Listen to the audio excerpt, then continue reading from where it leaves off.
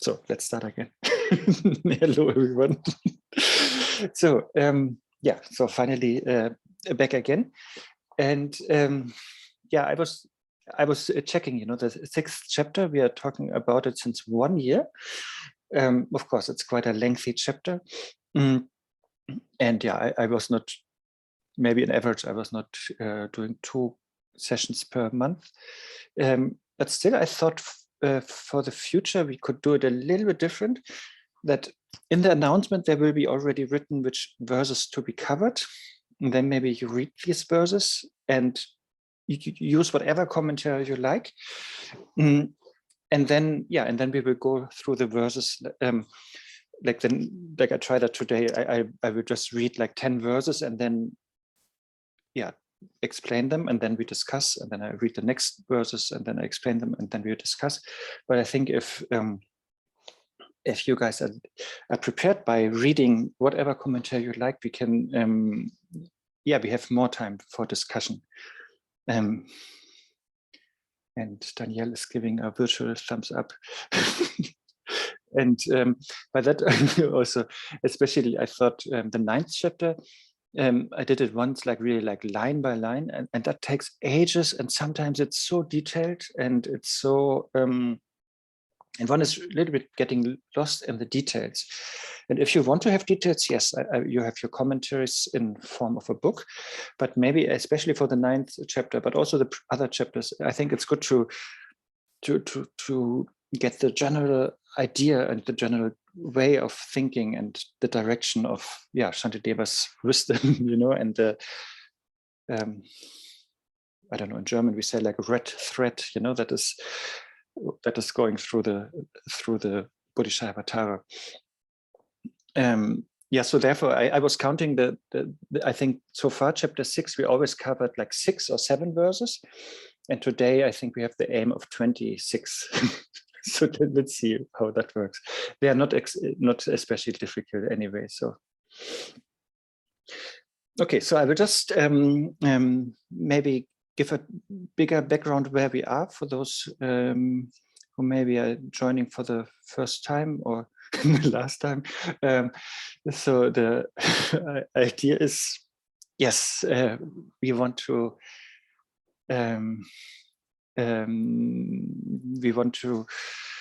attain Buddhahood in order to be more helpful and beneficial for sentient beings.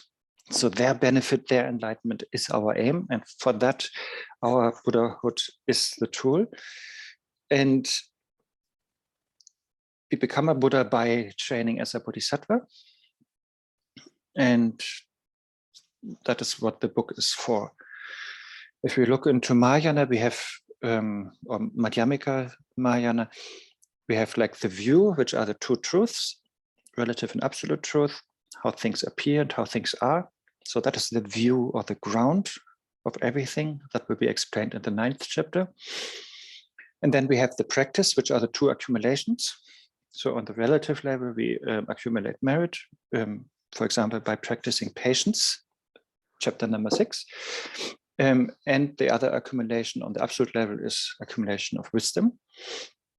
And by that, we attain the true kayas. Thanks to the merit, we manifest the rupa kaya, like Sambhora kaya and Nirmana kaya, for the sake of all sentient beings. And thanks to the wisdom, we realize the dhamma kaya, which liberates ourselves. So that is like the bigger context. And so within that, we are on the path level, we are on the 2 accumulation level, which, as I said, is merit and wisdom. And the merit side is practiced by the first 3 paramitas out of the 6 or out of the 10, like generosity, discipline, patience. And there we are talking about patience. And Shantideva is doing that in the 6th chapter of the Bodhicharyavatarā. And maybe roughly we can understand there are like 3 main points in this chapter number 6. The first is removing anger. So we contemplate on the faults and results and shortcomings of hatred or anger, And then we understand also the virtue of patience. That are the first 10 verses. And then verse 11 to 111 is on cultivating patience. And there we need to be patient if we get things that we don't want, or if we don't get things that we want. Because these two situations normally makes us frustrated or angry. So here, patience is the practice. So that is that second big topic of the 6th chapter is called cultivating patience, and that is from verse 11 to 111. Very easy to memorize. And we are nearly at the end there. So we are in verse 108 today, and so that we will easily finish with 8, 9, 10, 11, 4 verses. And then the third big topic of this chapter is respecting sentient beings. And that is also what we will look into today, and then also complete that. Hopefully it's verse 112 to 134. And it's based on a reoccurring theme that Shantideva is mentioning, that sentient beings are indeed super necessary for us to attain Buddhahood and for us to develop, or cultivate bodhichitta. And they're super important for us, to get liberated and be free of suffering ourselves. So therefore we are asked to not look down on sentient beings, but to really appreciate them and dedicate all our practices to them. So that is coming up today. So let's start. As I said, today we are still in this second big section of the 6th chapter, which is like cultivating patience. And then especially now, if we don't get what we want, then we need the patience. And in this section, we have to cover verses 108 to 111, and I'm showing them. And then I'm just reading them, and then then I'm trying to comment a little bit on them, and then let's discuss. And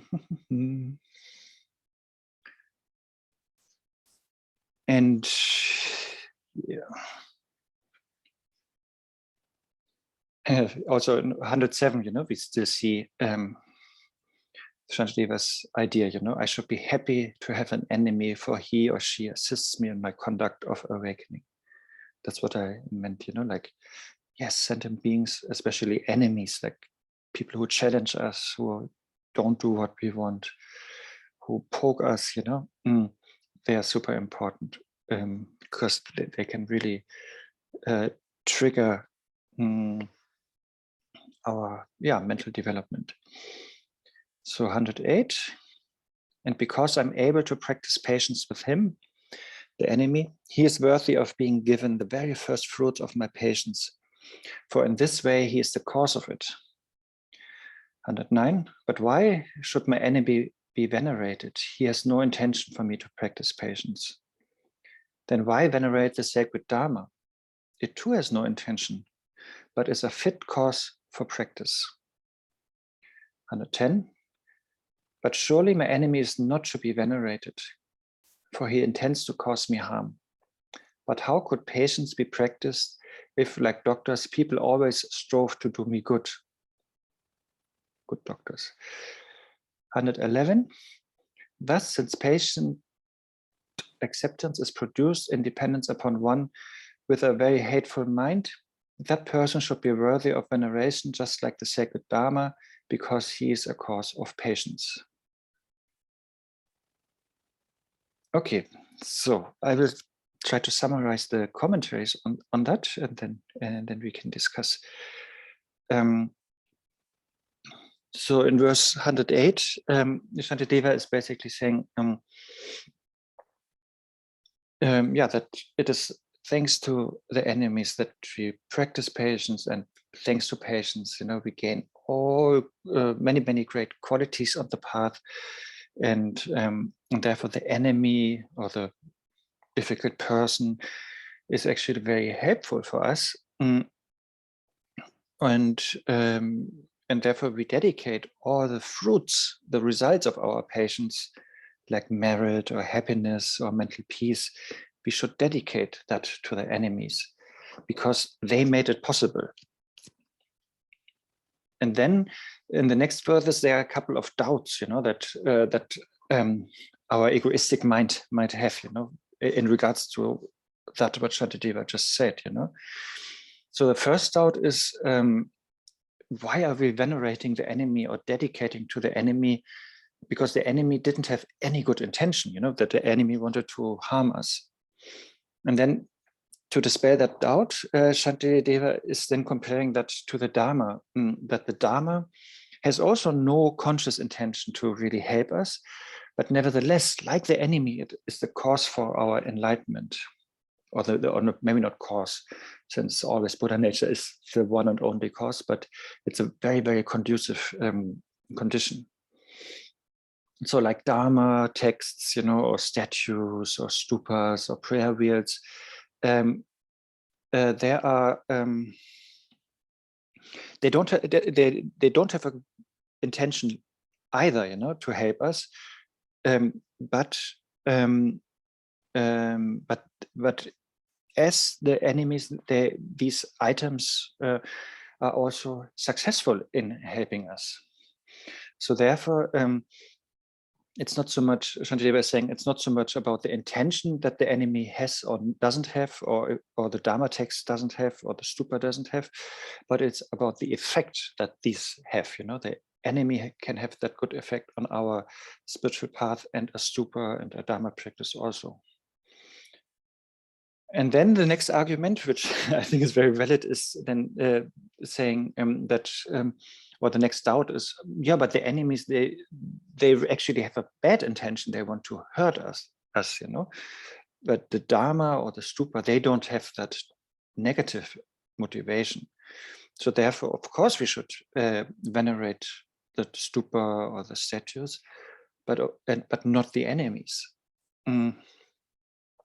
And then Shantideva is giving this example with the doctor, saying that, if everybody would be like this great doctor, who's always doing something with a great compassion, even if it's painful what the doctor is doing, like vaccination or operation,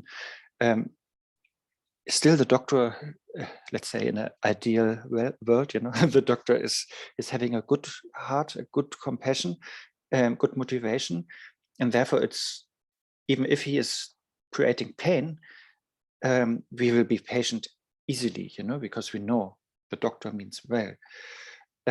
So therefore, if somebody means well, that is not really helpful for us to develop patience.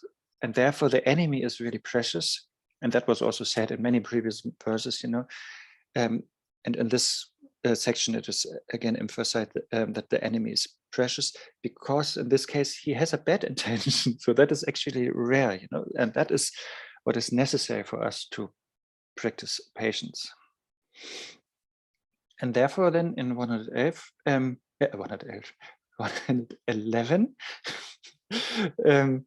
Shantideva is then saying, it's really because of this bad intention or ill will of the enemies that we can practice patience, and therefore that person is really an object of veneration, because patience is because that enemy is like a Dharma protector, because he or she helps us to develop the strength of patience, and therefore generally our anger or hate is getting much smaller and weaker, and therefore we will not have to experience the negative and results of hatred.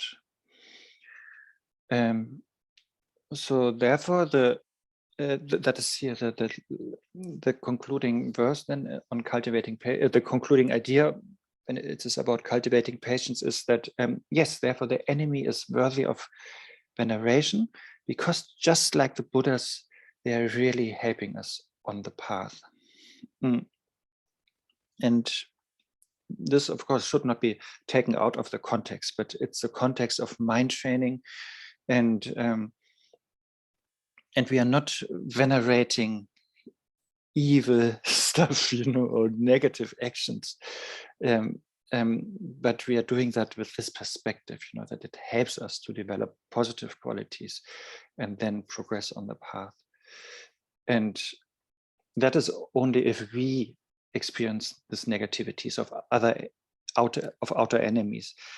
But that should, of course, not be any justification that we should be that enemy to everyone, and then even ask for veneration, we, of course, should not be evil to others, and not be their patient tester, but we should be very supportive and positive and so on. So that would conclude this part on cultivating patience, which was like the main part of chapter 6, 11 to 111. Do you want to discuss or comment or ask or anything on these verses?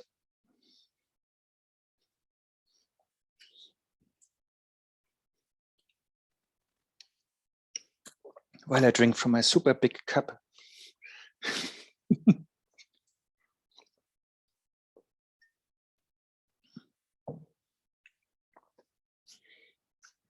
Okay, if not, then not. It's fine. It's not super complicated, and it's not really something new. I mean, it's new for our habits, of course, but it's Shantideva has talked about similar ideas before. And that leads now to the next big section, the last section of chapter 6, and this is called Respect for Sentient Beings. And since we are covering the whole thing today, no matter how long it takes, maybe we can look, I show you this. This is the outline of what is coming up. So we are in the third part of chapter 6, and then this third part, maybe you can write it before, respecting sentient beings, has again 3 subheadings. So first we revere sentient beings, appreciate them, and consider them as a field of merit, because thanks to them we accumulate merit, similar to what we have just discussed. Then second, we appreciate sentient beings, and we are rejoicing in the greatness of Buddha and Buddha's qualities and activities. And then we develop thirdly respect for sentient beings, because we are Shantideva is inviting us to contemplate a little bit on karma and how sentient beings will suffer from negative karma that they have accumulated. Maybe I just put them in the chat. And and yes, thank you, Danielle, with the idea. Yes, I can provide a list of recommended commentaries that we can find then in the email. Maybe that will be sent out for the next session. And really, it's nice if we all have different commentaries. That is always enriching and not contradicting. And if it's contradicting, that will be interesting also. Okay. So let's start with the first thing here. Reverencing beings, considering them as the field of merit. 112 to 118. So I will show these root verses, then explain them, and maybe then we can have a discussion. I really think the discussion is the most important thing what we can do here, actually, because you can read books or watch YouTube videos, but discussing is like the nice thing of a live event. But for that, let's lay the ground of the next verses. 112. Therefore, the Mighty One, the Buddha, has said that the field of sentient beings is similar to a Buddha field. For many who have pleased them have thereby reached perfection. A Buddha's qualities are gained from the sentient beings and the conquerors, Buddhas alike. So why do I not respect them in the same way as I respect the conquerors or Buddhas? Of course, they are not similar in the quality of their intentions, but only in the fruits that they produce. That's very similar to what we just discussed. So it is in this respect that they have excellent qualities and are therefore said to be equal. Whatever merit comes from venerating one with a loving mind is due to the eminence of sentient beings. And in the same way, the merit of having faith in Buddha is due to the eminence of Buddha. Therefore, they are asserted to be equal in the share they have in establishing Buddha qualities. It's also very similar to what we talked about. But none of them are equal in good qualities with the Buddhas who are boundless oceans of excellence. Even if the three realms were offered, it would be insufficient in paying veneration to those few beings in whom a mere share of the good qualities of the unique assemblage of excellence appears. Yeah, I will comment on that, of course. Thus, since sentient beings have a share in giving rise to supreme Buddha qualities, surely it is correct to venerate them as they are similar in merely this respect. Yeah, I think that sums it up already. Verse 118. But let's go into some details. So, unshare that. And that was 112, right? So,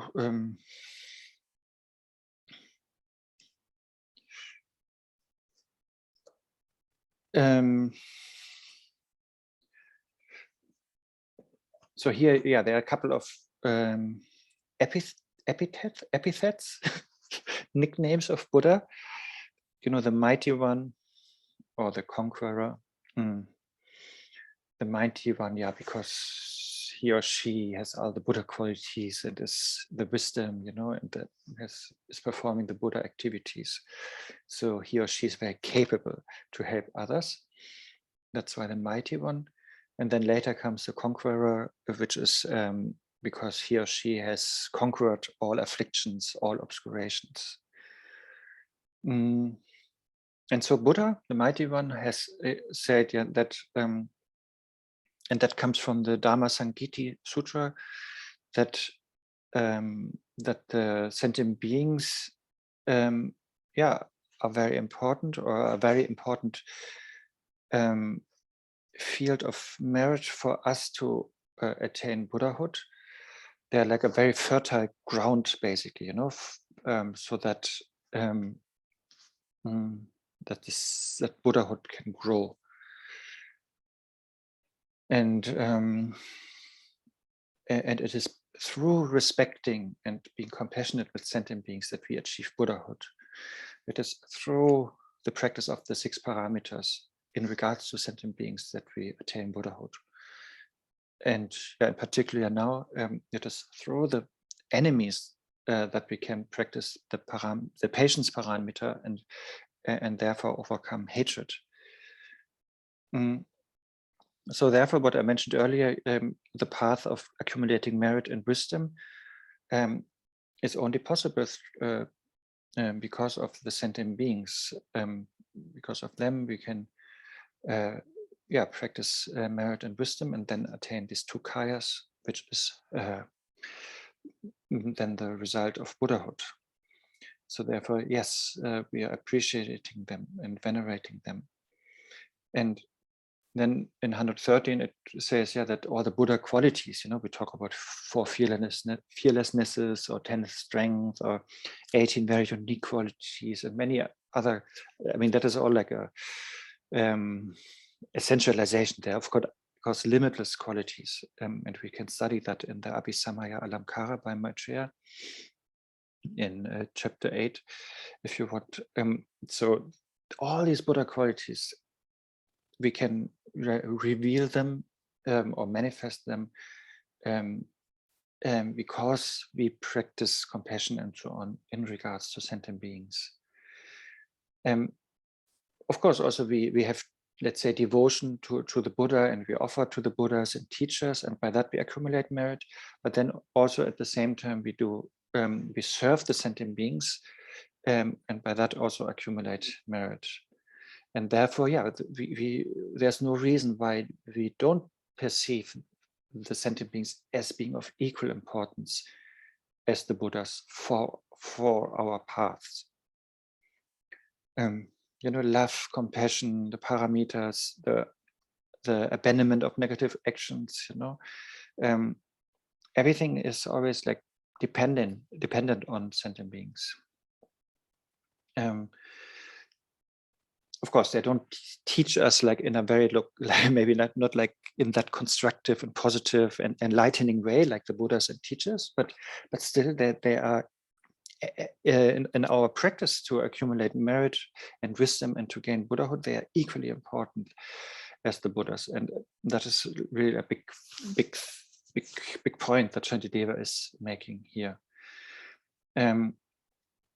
And of course, then in 114, it comes back to the intention thing that we earlier already had, which is that the sentient beings, of course, don't have that compassion as a Buddha. And of course, they are ignorant and they have less qualities, but nevertheless, they help us to obtain the same result. And from that result perspective, they are same as Buddhas. But of course, from the perspective of the qualities they have, they're like on the, that qualities that they can manifest, then they are very different from the Buddhas. And then, of course, on the absolute level, on the level of the Buddha nature, then they are again same as Buddhas, But on the relative level at the moment, yes, for me on the path, there's a difference if I'm with a Buddha or if I'm with a sentient being. And that is the level that Shantideva is talking about. A Buddha has manifested all the qualities and sentient beings have manifested all the ignorance, sort of, and so it actually from Buddha nature teachings point of view, the sentient beings are the manifested ignorance. It's that way around. Nevertheless, so like they are same on the level of Buddha nature. They are same in the ability to help us on the path. They are only different in terms of their manifested qualities, which is of course a big difference. But these are the points that Shantideva is making here in 114 and 115.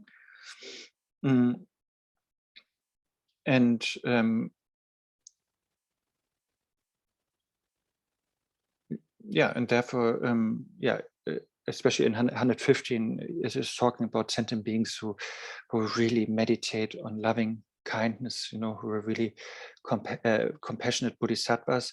Then if we do positive actions towards them, that is also very powerful already, even if they are not really great bodhisattvas, but if they have that great compassionate meditation, and then if they are in that state and we do something good to them, that is already very, very, very cultivates a lot of good merit for us, which is important on the path. And it's very similar to when we do good things to the Buddhas, or if we are rejoicing in the activities of the Buddhas or of the Arhats also. And so therefore 116 is again similar. So therefore sentient beings and Buddhas are seen to be equal in helping us to attain the Buddha qualities. But again, on the level of what qualities they themselves manifested, there's a difference between sentient beings and Buddhas. And 117, then that is basically 117 is basically a praise to the greatness of Buddha's qualities. That even if like one person has just a teeny tiny fraction of these qualities, and we offer them offered that person all the treasuries of the 3 realms, that offering would not be appropriate. It would be still too little, because even a tiny fraction of the Buddha qualities is amazing. So the point is, yes, even though sentient beings and Buddhas are similarly helpful for us on the path, yeah, please don't forget that the Buddhas, of course, have amazing qualities. And then 118 was the conclusion. It says here that yeah, the same thing, you know, the Buddhas and sentient beings are equally helping us to gain the Buddha qualities. Therefore, they both deserve our respect, and they're both very favorable or conducive circumstances for us to practice, yeah, the Mahayana, or in this chapter, to practice patience. So that was the end of this monologue. And now we can discuss, if you like. Danielle, raised your hand. Good morning. Not so much a question, but on the previous bit, talking about intention, it struck me that we are always called on to be so punctilious about our own intention, to be very, very careful of our own intention, almost being more important than what happens outside. And then this thing is it's the complete inverse. It doesn't matter what their intention is. They're your vehicle for practice. Yeah. And that really was striking me, that difference, that inversion there. Yeah, because we're not talking about what karma they create, but we're talking about us who want to, the mind trainees, to how we can use sort of even their negativities. Yeah. But for them, of course, it's a pity if they are our bad enemies, you know, who do negative things. Then for them, the general teachings are, of course, totally correct. You know, the motivation is, maybe they have a negative motivation like hatred or jealousy, and then yes, they will suffer from that.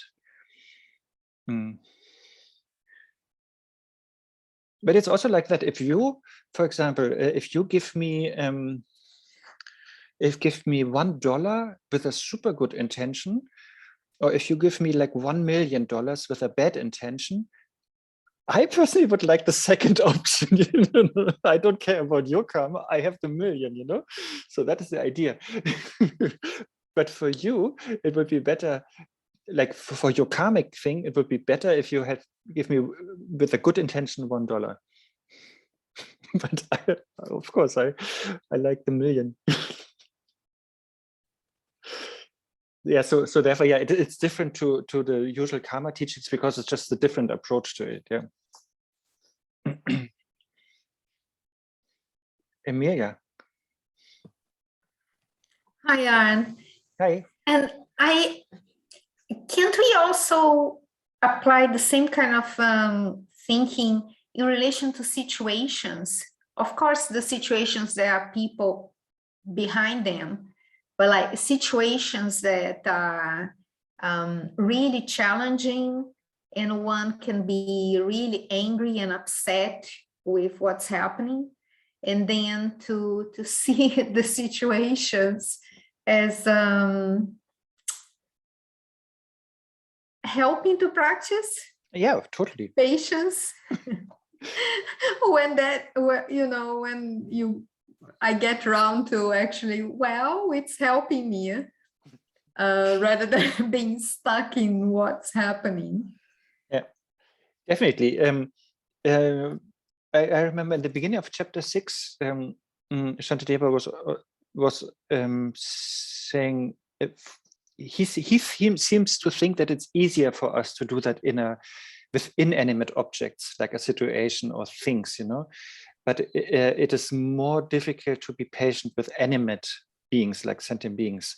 And I think the example is, Emilia, if you like intentionally beat my head, you know, then I'm more angry than if I accidentally bump my head at the door, you know.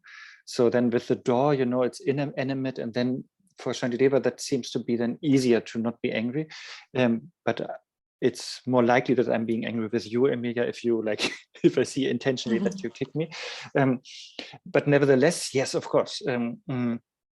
It doesn't matter for our patience training, or also for our anger or a rising of anger. It doesn't matter actually if it's so much if it's sentient beings or situations. And yeah, I know myself, you know, I get angry or frustrated with many situations or things that are happening. And as you said, of course, there are sentient beings behind that, but not really enemies. But the situation I perceive as an enemy, and then yes, all the teachings I can apply to that too. You know, I can understand that this situation is like in the today's verses is of course helping me to develop patience and have a peaceful mind, and it will strengthen my mind, and then I can apply that strengthened and peaceful and patient mind to the next situations and next sentient beings. And so therefore it really has a sustaining effect, and it will help me on the path. And we can also apply what was said earlier in the 6th chapter, that Shantideva was saying that if you apply it to a situation, you know, like a situation is of course not one thing, but it's a collection of many factors coming together, and each factor again is thanks to 1,000 other factors, you know, so it's like a multitude of causes and conditions coming together, and therefore it is just illusory, you know. That was one important verse for Shantideva, and therefore it can even help us to have that wisdom, you know, like seeing things as illusory. That could also help us then to deal with difficult situations. Yeah. But then it's coming from looking from the emptiness. But could also the wisdom there be on understanding that if I'm annoyed with some circumstance or person, it actually has to do with my ego, Yes. My self-centered nature, all reflects back to me. Yes, that definitely. Would that be the wisdom part there? Yes. I was really just quoting that one earlier verses, but the other verses are, I think, equally possible to apply to difficult situations. And yes, it's also good to check, why am I getting angry? Why getting frustrated? Why did I have so different expectations, or why did I cling to why so desperately I wanted something else to happen? And yeah, it always burns down to our egoistic agendas or perceptions or hopes and fears. Yeah. And by that, if we follow Atisha's saying, he said, like, the best teacher is the teacher who points out our hidden faults, you know. So if even a situation is helping to see, you know, how egoistic I am, you know, and how strong I attach to expectations, that is a teacher, you know. It's a manifestation of the guru, you know, in Vajrayana.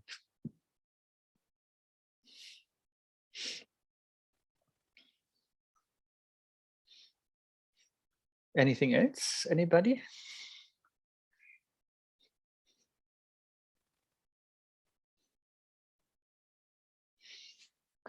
Okay, Doc. Then, if you look in the chat, we come to the next subsection of the 3rd section of the 6th chapter. Reverencing beings with a wish to rejoice the Buddhas. So I will read the verses 119 to 127.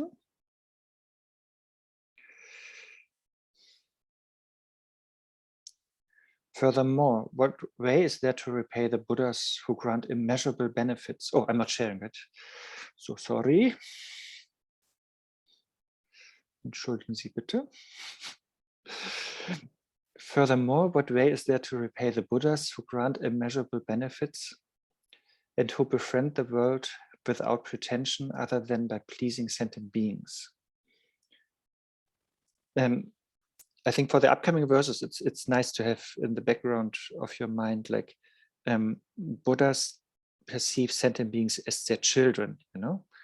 So basically, if we if we are not nice to their kids, the mothers don't like it, right? So that is sort of the idea. But of course, a Buddha is not that dualistic, you know. But that is a general idea.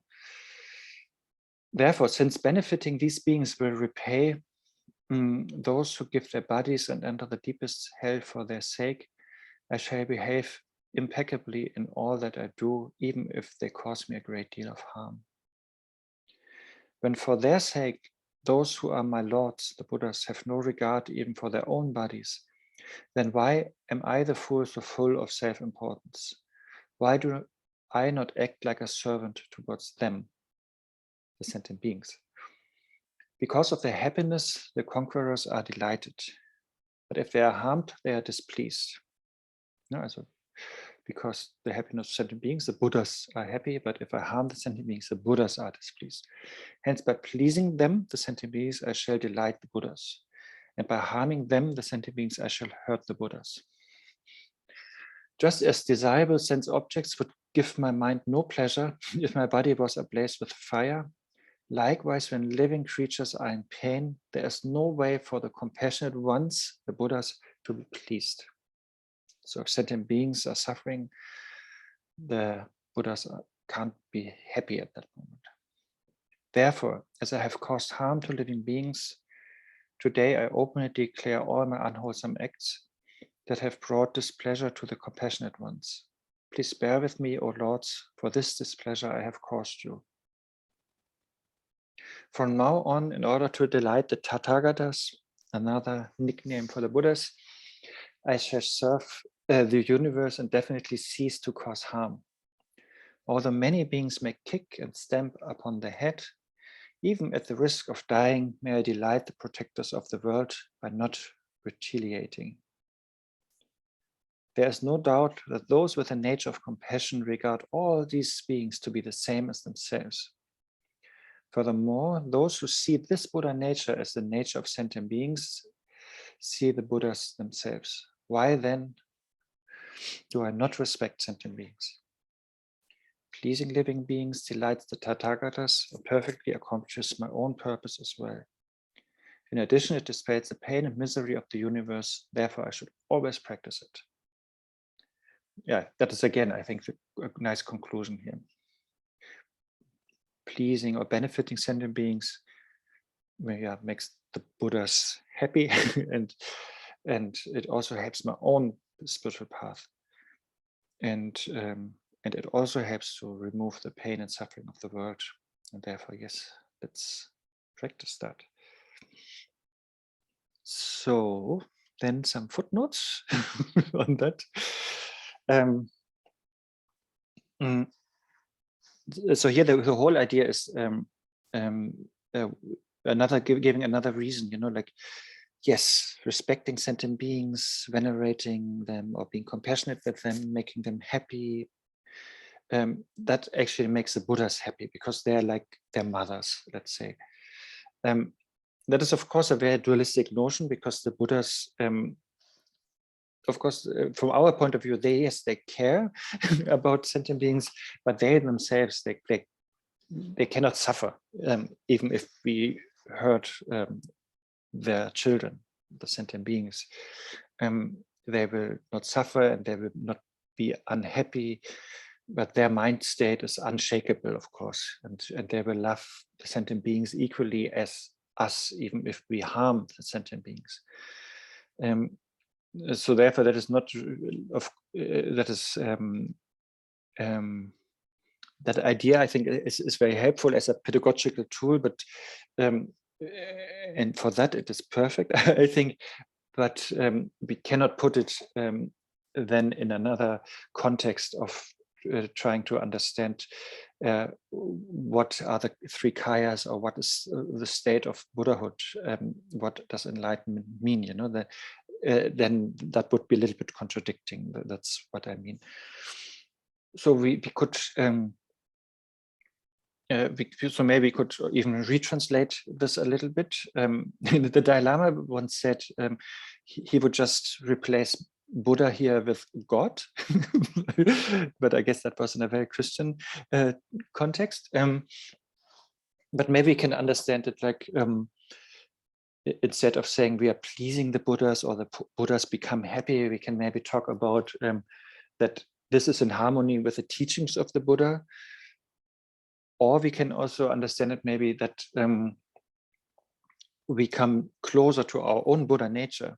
You know, when it's written here, Buddhas become happy or whatever, then or are pleased, that means like we are getting closer to our own Buddha nature. And if it's written Buddhas are unhappy or hurt, like in pain, then that means we are distancing us from our own Buddha nature. So we could read it also through those glasses, you know.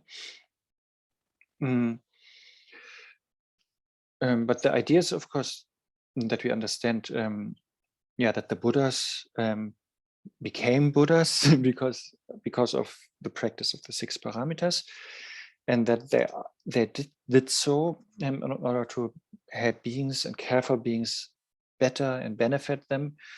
So therefore, there's a strong bond between Buddhas and sentient beings, and so the Buddhas perceive themselves as, I don't know, the protectors maybe of sentient beings, and we are also benefiting from the Buddhas, and therefore we want to repay their kindness and what they did for sentient beings. We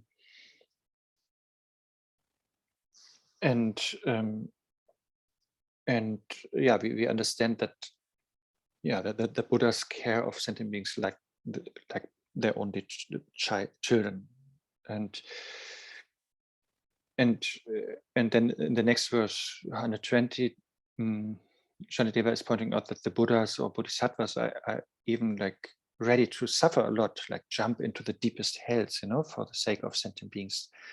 So they are ready to sacrifice a lot for other sentient beings, and therefore, maybe we should try to learn to do the same thing, you know. And if we want to repay the kindness that the Buddhas and the teachers are manifesting for us, you know, then to repay the kindness is maybe to really have that respectful perception of sentient beings and take care of them as well, and be like assistants of the Buddha, you know, to assist Buddha in Buddha's activities, you know, to help others. That is continued then in 121, where Bodhisattvas or Buddhas also like sacrifice body parts or their whole life for the benefit of others. And then if they do it, why are we not doing it? Why are we so full of self-importance? Why are we so selfish? And why don't we follow in their footsteps? Why are we not becoming, as I said, an assistant or servant, assistant to the Buddha and a servant for the sentient beings? That should be our aim, and that is the Bodhisattva path, of course. And then, Marina, we are coming soon to 127, then I will read your thing. And then 122. As I said, that is a little bit like how Shantideva is dualistically putting it here. If the Buddhas are happy if the sentient beings are treated well, and that the Buddhas are suffering if the sentient beings are mistreated. And therefore, if we want to make the Buddhas happy, and I guess that is definitely what we dualistically want, then we please the sentient beings. We should benefit them, and we should not harm them, because that would harm the Buddhas. If we you go to a playground, and we start harming the kids, the parents will be harmed, they will be unhappy. So that is the idea here. And then 123. Yeah, that is funny. That so the example is if my body is on fire, basically, and it's burned, then it's so much pain, and then it is really like if there's really the flames blazing, then this is just not the suffering is just not forgotten, if somebody gives me a candy, sort of. That is the idea here in 123. Or if somebody gives me a little bit money or dances for me or sings for me, that small happiness is not able to make me forget the suffering that I have standing in the middle of fire. And that example is used here to say that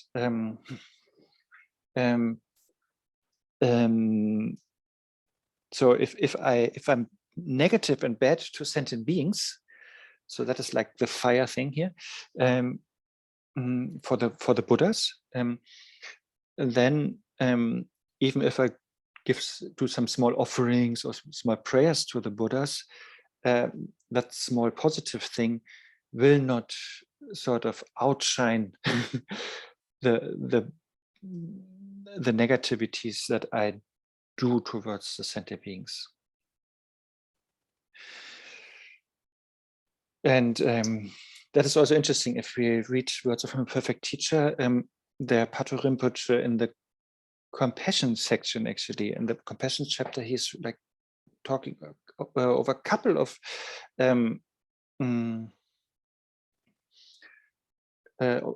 pages. He's talking about why we should not use meat offering, in pujas or practices, because that is exactly what Shantideva here is describing.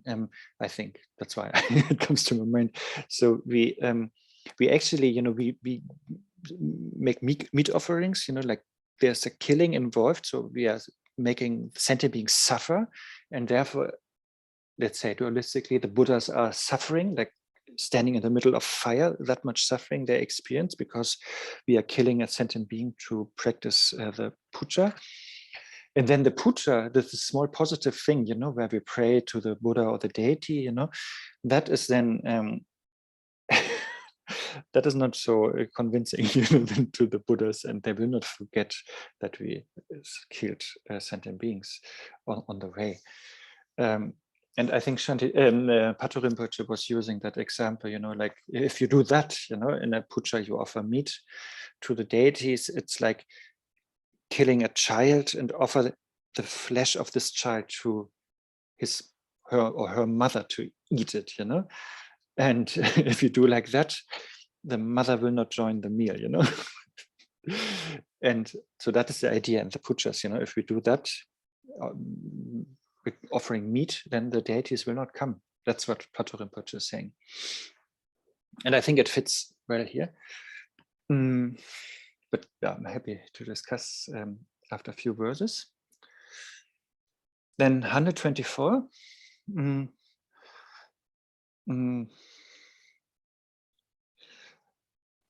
So we basically confess and regret that we have harmed sentient beings, and that we openly declare now. And we understand that this has sort of saddened the Buddhas. Yeah, we know it's not really the case, but let's play along. And this now we confess, and and we can practice the 4 powers, from Vajrasattva, but we also know in Vajrasattva practice, which ends in determination that we will never do it again. That pledge is important, that we don't harm sentient beings again. but the opposite, like in 125, in order to make the Buddhas happy. So we should, serve all sentient beings in the world, and we should not harm them anymore. And for that, of course, we need to tame our egoistic mind, our negative emotions, because they are always the engine or that is making us harm others. And and then in the end of 125, Shantideva is sort of saying, that we should do no matter what, there should not be an if, that I'm only helping if, but even if they treat us badly, like kicking us, are negative to us, or even if we are nearly dying from their actions, we could try to follow Buddha's footsteps and not taking revenge, not being angry. Maybe Akshobhya, we can read about Akshobhya, how he was determined never to be angry again, even if those things are happening. So that could be inspiring. And then 126, Shantideva is saying that the Buddhas and Bodhisattvas, they have no doubt, or they have total certainty, because of their non-dual wisdom, that sentient beings are not different to the Buddhas, to themselves. I mean, from the nature point of view, we know that Buddha nature, it's totally, we are all totally equal, and the Buddhas and their Bodhisattva journey, they have familiarized themselves with that idea, like when we first, there are different steps, when we first generate bodhicitta, we see, we want other beings to be happy. And then the first step is we see, let's say, older beings like our parents, and then we develop love to them. Or if they're of the same age as us, we see them as our siblings, the brothers and sisters we love so much, and then our love comes more naturally to them. And then if they're younger than us, we see them as children. So so that is the starting point of our bodhicitta cultivation. And then when we enter the first path, path of accumulation and preparation, where we are still ordinary beings, we try to practice what is coming up in chapter 8, where we equalize and exchange ourselves with others. And then we more and more have this equanimous mind, where we see the equality of self and others. We don't think that we are more important than them. And that is, of course, on a conceptual level, on this level. But then if we enter then the first bhumi, or the path of seeing, the third path, then that becomes a direct realization, where we really directly see that there's no difference between others and ourselves. And that is then cultivated further on the bhumis, or on the path of meditation until Buddhahood, where we then have the perfect realization of that non-dual wisdom, where we are just beyond any subject-object perception, and then from Buddha's point of view, there is no distinction anymore between Buddhas and sentient beings, or samsara and nirvana, and so on. And so that is the perfect equality, that what they see, that's the perfect equanimity that they have developed.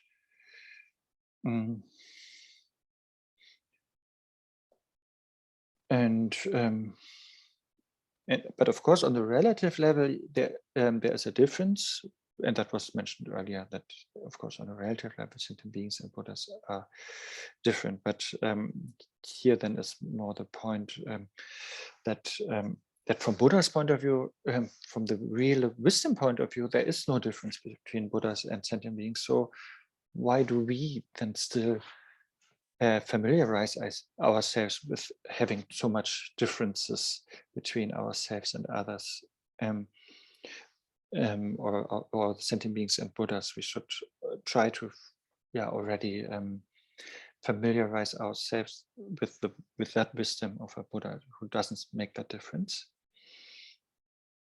Okay, and then 127, and there was a question to it: how can we respect and make happy beings that may only be happy at a certain time with negative things, like someone who likes to drink alcohol or gossip? Oh yeah, that's interesting. So I'm coming to that. So 127 is the conclusion. Therefore we want to be nice and friendly and compassionate and helpful to sentient beings, because first it delights the Buddhas, so it pleases the Buddhas, or it brings us closer to Buddhahood. And second, and perfectly accomplishes my own purpose as well. So we accumulate the two accumulations, and this is good for now and for the future. And thirdly, the next benefit of being compassionate with sentient beings is that it dissipates the pain and misery of the universe. So if we are compassionate and loving with others, then we make them happy, we remove their problems, like temporarily, but also like hopefully sustainably, ultimately, and then there's much less suffering in the world. And therefore, Shantideva's commitment or pledge here is to really practice that with diligence, which is then will be the next chapter.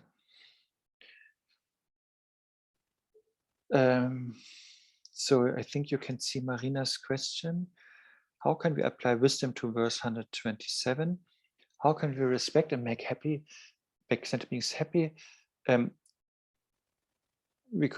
if they're only happy at a certain time, it's sometimes only happy at a certain time with negative things, like someone who likes to drink alcohol or gossip.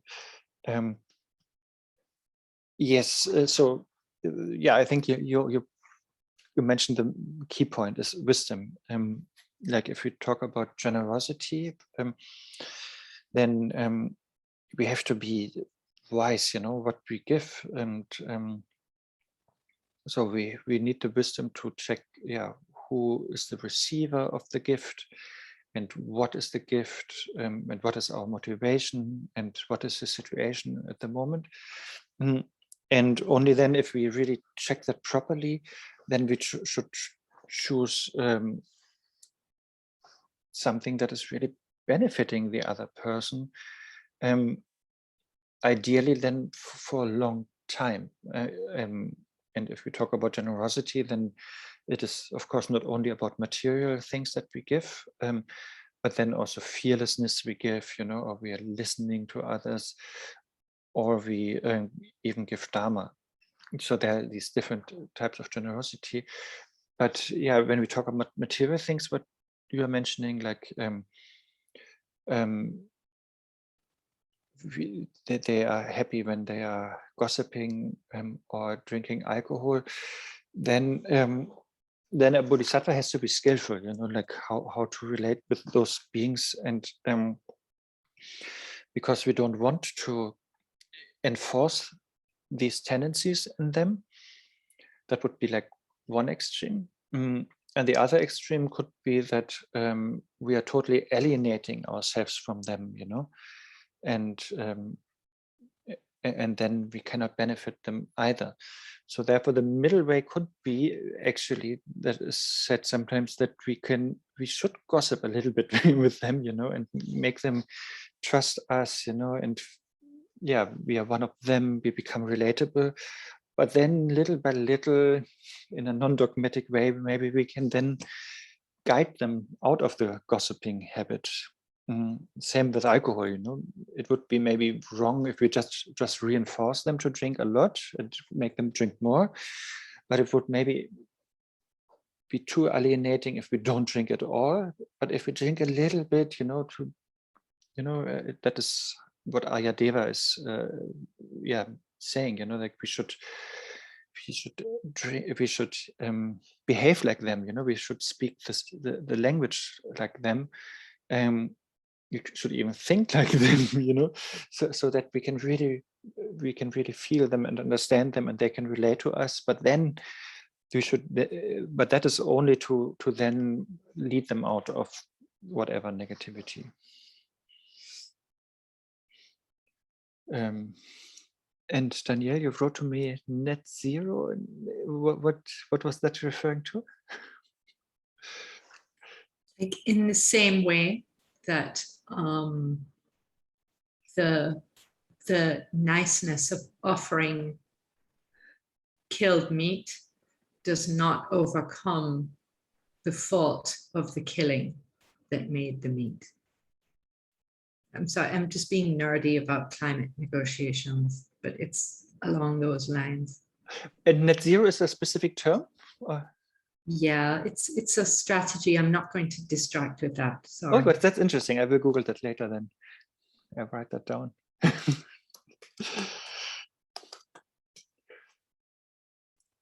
And I don't know if that is going into that direction, but the idea is always, do the thing that is more beneficial for as many people that are involved.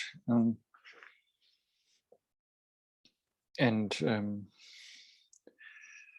with the meat offering, I also know many teachers who say we are doing our pujas not perfect anyway, you know. So why are we so obsessed with then perfectly using meat, how it's written?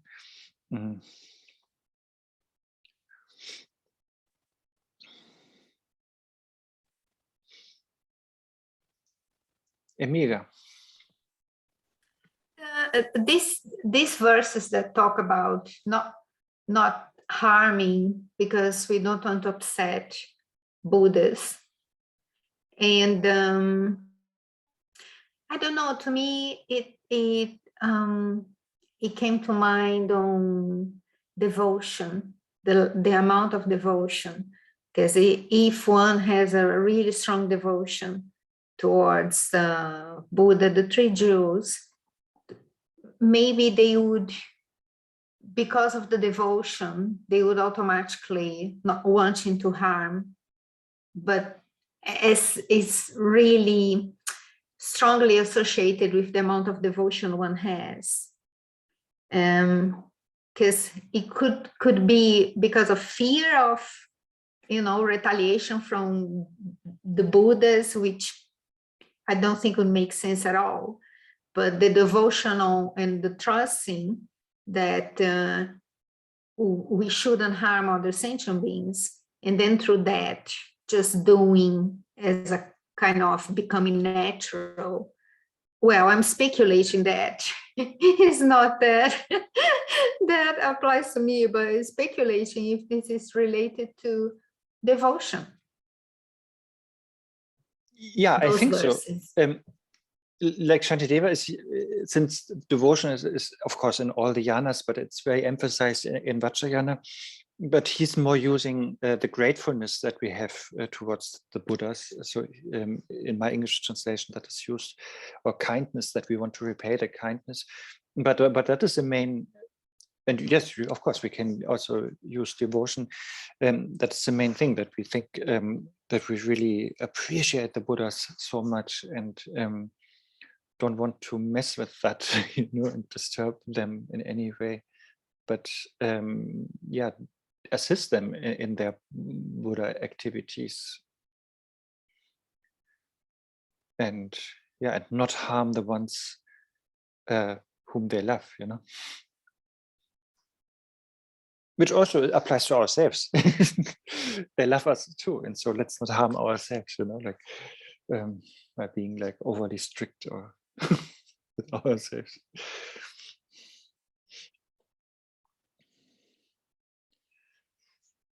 Bye bye, Tanya. Yeah, thank you. Anybody add anything?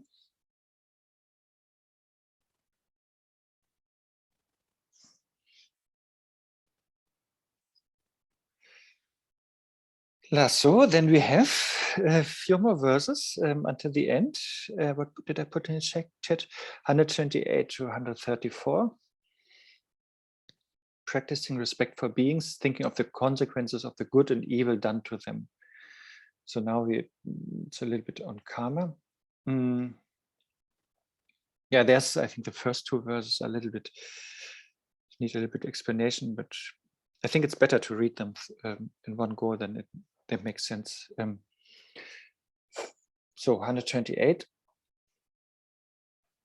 For example, should some of the king's men, I shared, sorry.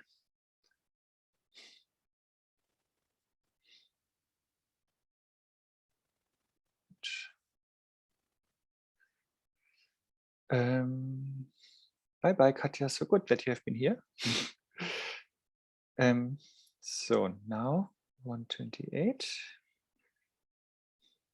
Sorry, here. Until the end of chapter 6. For example, should some of the king's men cause harm to many people, far-sighted men would not return the harm, even if they were able to do so. For they see that these men are not alone, but are supported by the might of the king. Likewise, I should not underestimate weak beings who cause me a little harm, for they are supported by the guardians of hell and by all the compassionate ones. So behaving like the subjects of that fiery king, I should please all sentient beings. Even if such a king were to become angry, could he cause the pain of hell, which is the fruit I would have to experience by displeasing sentient beings? ? And even if such king were to be kind, he could not possibly grant me Buddhahood, which is the fruit I would obtain by pleasing sentient beings. Why do I not see that my future attainment of Buddhahood, as well as glory, renown, and happiness in this very life, all come from pleasing sentient beings? While in cyclic existence, patience causes beauty, health, and renown, because of these I shall live for a very long life and win the extensive pleasures of the universal chakra kings. So, what is happening here with the king and the minister? So, the idea is, let's say there's a minister, and yeah, we know a minister is not like the highest authority, but in this example, the king is the highest authority. But the minister is representing the king and everything related to the king. So if that is a very bad minister, very harsh, very bossy, very negative, and maybe even torturing people, with punishments or unfair rules or high taxes. And then we have two options, if we are short-sighted, we just complain directly to the ministers and getting angry with them. But if we are far-sighted, we don't take revenge, even if we would be able to if we would be stronger than them, even if we could harm that minister or even kill the minister, or get rid of him in other ways. And so let's be far-sighted. That is meant here with wisdom.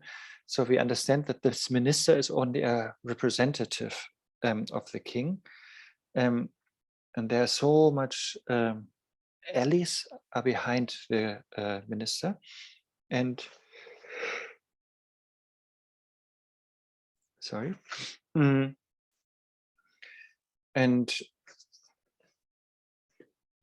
so that example here is given that the sentient beings, that we meet and that are maybe negative to us, or create trouble for us,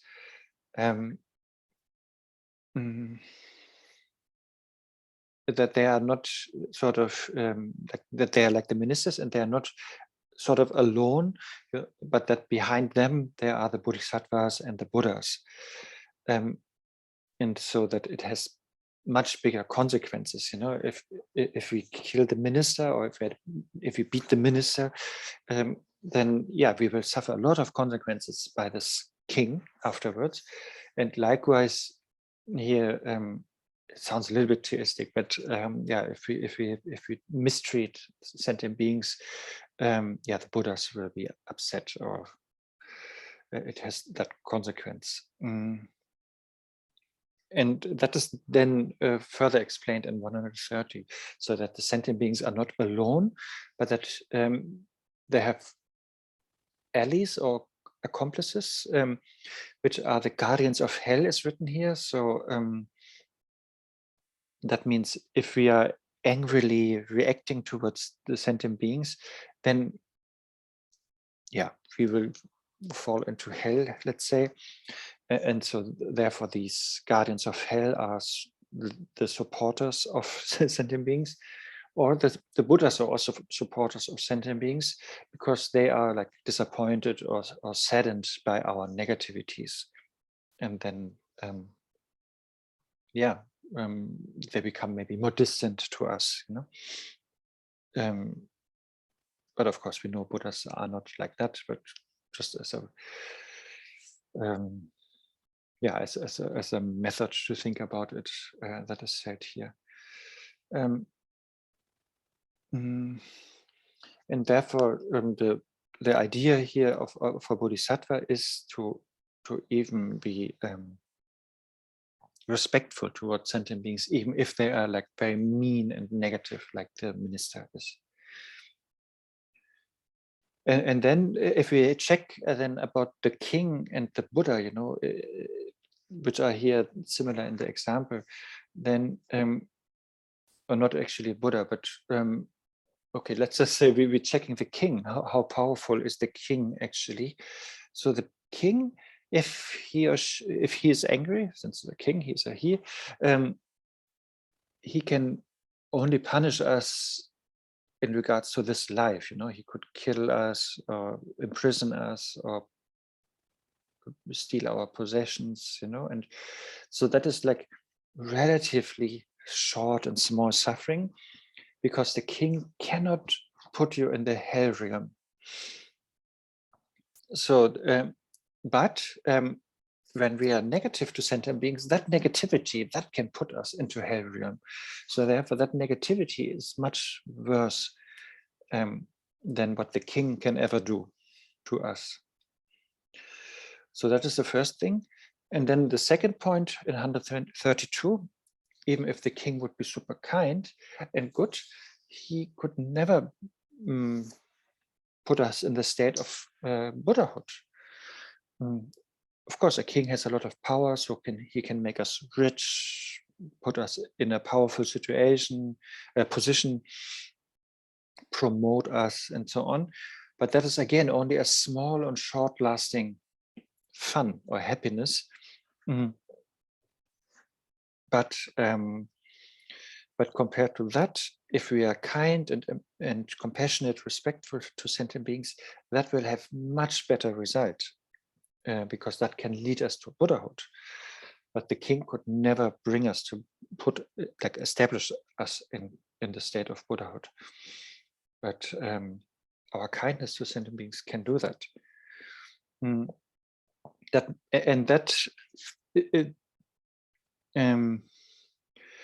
So therefore, our reaction towards sentient beings is much more powerful than any king. That is the idea. And I think that sentence is correct, but often it is simplified and it says sentient beings are more powerful than the king. But the meaning is like how we our negative or positive emotions or motivations toward sentient beings, they of course make the difference, not the sentient beings themselves. And then in the last two verses, 133, so yeah, Shantideva is saying that, yeah, all good results, like Buddhahood is the ultimate result, and then glory, renown, and happiness as a temporary result in this life, you know, that all comes from merit and patience practice, being compassionate and kind, respectful, and so on. And yeah, and he's asking why we don't understand that, and therefore he's of course urging us to understand that and yeah, treat sentient beings nicely and make them happy and practice patience with them.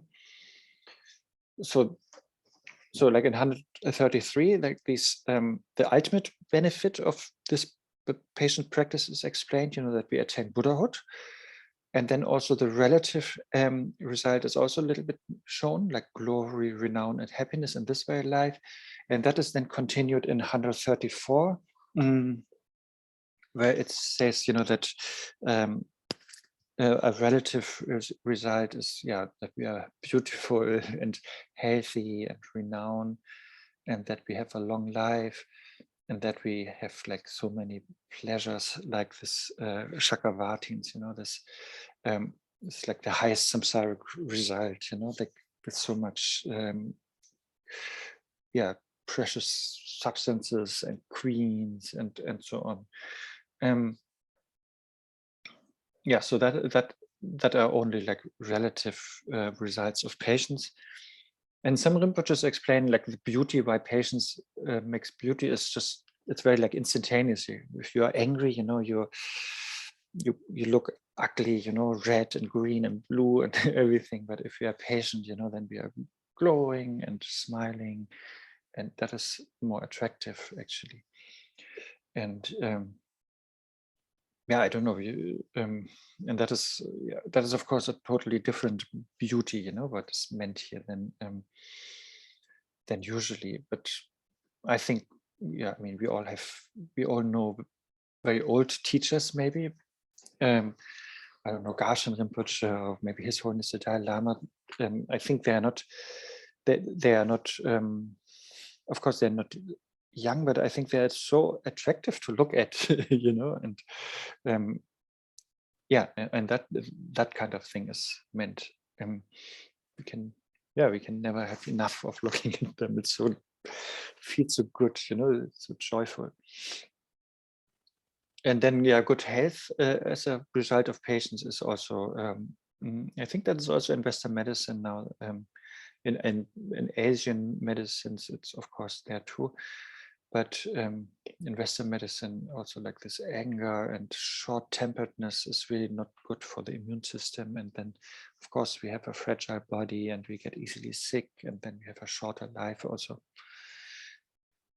And yeah, being renowned or famous, I think, is also yeah, if we are really like so compassionate and kind and peaceful with others and not angry, then yes, people like us, people speak nicely about us, you know, and if we are benefiting others, you know, that will be talked about, of course. And so there are all these relative results, which are of course not the aim, but still it's a nice feedback, sort of, you know, that and it keeps us going. And it can also be, of course, it can also be a skillful means, you know, like I think if the teachers look attractive, you know what I meant, you know, not in the sexual way, you know, but let's say the Dalai Lama, if just his appearance is attracting sentient beings, that's super good, you know, and they listen to him, and he can teach them. And so, yeah, therefore, it is only a relative result, but it's also, yeah, important as a skillful means to connect with beings. Yeah, and then, yeah, extensive pleasures of universal chakra kings. It's also, yeah, I think that's also very practical. If we have enough money, that's also good, you know. Like if we, like Chogyam Pongyal Rinpoche said once, like, yeah, if one has too little money, then money becomes too big, you know, in one's mind. You know, we all the time have to think about how to gain money and how get a job, or it's a lot of stress, and money becomes a big item in our mind. And if we have too much money, also money can become a big item. We are afraid to lose it, or we want our second million, and so on. So that also becomes too big. But if we just have enough, that is we need money, of course, nowadays also to travel to teachings and so on, or maybe not travel yet, but maybe donate to the Rinpoches or whatever, and then, but hopefully soon we can travel, and then we need hotels or whatever. So it's good to have some money, and but of course the greatest wealth is contentment, of course. But practically speaking, it's good that we have food, medicine, clothes, whatever we need. Yeah, and that would conclude this chapter 6 after a couple of kalpas of talking about it. Maybe we can still have like a few minutes to discuss if you have any question. Ginny, do you have something? Yes, I do. Verse 129. I think I misunderstood that line, first of all. Likewise, I should not underestimate weak beings who cause me a little harm. I mean, my reaction to that was, we should be very afraid of people who are doing us some harm, right? But what does it mean? We should be very afraid of our own minds, really?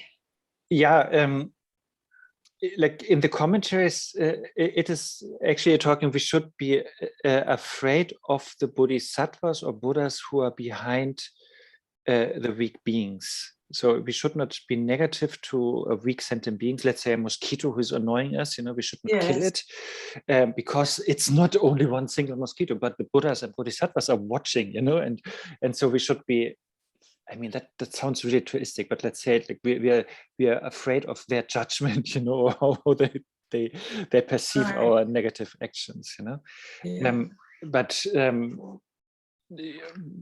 of course the Buddhas and Bodhisattvas are not that judgmental, but still, I if let's say if there's a mosquito and Khyentse Rinpoches in the same room, of course I try to behave and not kill the mosquito, even though he would not be judgmental, but still I want, I don't know. The guardians of hell, I don't quite understand who they are. Are the guardians of hell preventing us going to hell, or the other way around towards hell? Yeah. No. So the sentient, let's say there's a sentient being and I'm negative to him or her. Yeah. Then it's not the sentient being, but my negativity, let's say my hatred, that will push me into hell. So that is pushing me into hell, and then the guardians of hell, they will keep me in hell. Oh, right. Okay. So they are sort of staying at the gate and don't letting me out, and they're like whatever, boiling the water in which I'm sitting, and So therefore, that is the whole reason here is the whole idea is always the sentient beings, like the mosquito maybe is a good example, is not alone, but so much can happen, with this. Just when I'm negatively to that one seemingly alone being, then suddenly it will connect me with the guardians of hell, because my negativity will push me into hell. Or also the Buddhas and Bodhisattvas will be sad, or disappointed, I don't know, when I'm killing that mosquito. Because some classes back, I remember we talked quite a few classes back, we talked once about if we're in a really difficult situation that we really don't quite trust ourselves with, that sometimes it's good to move away, to stay away, right? To withdraw. Yeah. Yes. Definitely. Like the general advice, I think, is always like, whatever teachings you have received, try maybe the highest method first that you got, just staying in Rigpa, and stay in a negative situation. If that doesn't work, then go one level lower, then maybe try to see everything as deities. If that doesn't work, then compassionate Mahayana. And if that doesn't work, then renounce like a Shravakayana and leave the situation, Because I'm just about to get thrown into a situation that I have been staying away from and becoming quiet, because my mother had an accident this morning. She had a fall. Oh. She's broken her hip. She's 99. Wow. Bless her. I was talking to her last night. She lives a long way away, but she was fine last night, but she had a fall this morning and she's now in hospital, going to have an operation tomorrow. But my problem is that I don't get on with my sister. I've been avoiding her, but now I obviously have to talk to my sister. So this is so pertinent for me because I have to face it. I can't just, I can't avoid her. Yeah, for me sometimes, and I heard that from others also, if you do like Tonglen, with her, like alone now, I don't know, that changes already how I perceive this other person. And she's, in your case, then she might be also different then and react differently to you because you change something, how you perceive her. Yeah, that's a good idea. Without words, but it's sort of, people notice that, and then, they're also a little bit shaken up in their habits. And no, that's good advice. Thank you. And also sometimes it just helps. I mean, your situation that, you're both so sorry for your mother, and so that is the focus of your attention, and then suddenly you embrace each other like accidentally, by looking at your mother, like. Thank you. Good. Good, thank you. I think maybe we stop. I don't want to take too much time of your lives. And hallelujah, we made it, 6th chapter. The 7th is, I think, very easy and straightforward. Overcoming one big problem, which is laziness. And by that, Shantideva is offering like 6 strengths. And then comes a long chapter on meditation and then a long chapter on wisdom. And complicated, and then the dedication, and which we do now, I think. I hope, Ginny, you're reading the chat. Your mother receives a lot of good wishes and blessings here. Oh, I'll have a look. Thank you. Her name is Sheila. If anybody would like to put her on their prayer list. And maybe where is she? In which country or city? In UK, yeah. She's in UK. Yeah. Good. Thank you. Thank you. Okay, then let's do some dedications. By this merit, having attained omniscience and defeated the enemy of wrongdoing, may I free all beings from the ocean of existence, with its tumultuous waves of birth, old age, sickness, and death. Just as the heroic Manjushri, who knows everything as it is, and as Samantha Bartler likewise did too, just so to follow all of them and train myself, I perfectly dedicate these meritorious actions. May the precious supreme bodhichitta arise in those in whom it has not arisen. Having arisen, may it not diminish, but ever expand more and more. This is exactly, how the Bodhicharyavatara is structured. The first 3 chapters are to arise bodhichitta where it has not arisen. And then chapter 4, 5, 6, and we finish that, is that the bodhichitta that has arisen, may it not diminish. So now, then we come to the next one, that bodhichitta will expand and grow more and more and more and more. As long as space remains, as long as the world remains, may I too remain to elevate the suffering of the world. May I in each and every lifetime carry the weight of Buddha Shakyamuni's teachings. And if I cannot bear that weight, at the very least, may I be born with the burden of thinking that the Buddha Dharma could reign. So thank you very much. Thank you for your interest in Shantideva's wisdom, and thank you for bearing with me and my irregular schedule. And yeah, hope to see you soon. And yeah, in the announcement then, I will think about what verses we might cover, and I will give also maybe some ideas of commentaries in case you don't have any. And yeah, then maybe you can prepare a little bit, and then we can high educated discussion. No, but then we have more time to discuss also if we all have a similar basis, if you like. But there's no stress at all.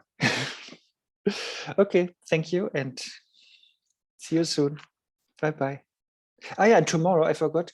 Tomorrow we do a Kuntu Sankpo Mendam recitation. Tomorrow is like apparently like a super rare lunar eclipse. And so in 12.5 hours, 12 hours, 20 minutes, whatever time zone you are in, we do a 2 hours recitation of that. I don't know if Khenzo Rinpoche is joining. I asked him yesterday. He got the message and the invite and the Zoom link. Let's see, but we don't know. I will bring another Sakya master that I adore. It's Dungse Vajra Sangha Rinpoche. He will also recite once. And and then Sydney from Seattle will do the second hour. If you like, there's a nice prayer that we will recite tomorrow in 12 hours, 20 minutes for 2 hours. That's it. Arne starts at 9, right? Yes. Berlin time. Yes. Yeah, so 12 hours, 20 minutes. But I think if you are still in Sweden, that's the same time, I guess. Yes. Good. Yes. Okay, thank you, and all the best wishes to everyone, and your mother, Ginny. Sheila. Bye-bye.